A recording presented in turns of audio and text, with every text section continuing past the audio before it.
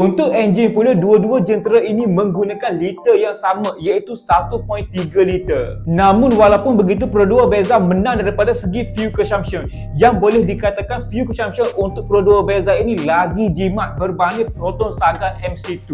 Anggaran jarak perjalanan untuk Pro Duo Beza ini sekitar 4.5 ke 5 liter untuk 100 km jarak perjalanan. Manakala untuk Proton Saga MC2 pula 6 liter untuk 100 km jarak perjalanan. Hal ini disebabkan oleh berat bodi Pro Duo Beza ini lagi ringan berbanding Proton Saga MC2 ini, terutama sekali bila selalu bawa kawasan bandar, keselesaan dan MVH. Proton Saga MC2 better daripada segi pemanduan serta comfort, handling yang agak padu dalam kelasnya, dan pengujian MVH agak senyap sedikit kalau nak dibandingkan dengan Pro Duo Beza. Kalau korang hari ini minat enjoy to drive, Proton Saga MC2 ini mungkin reliable untuk korang.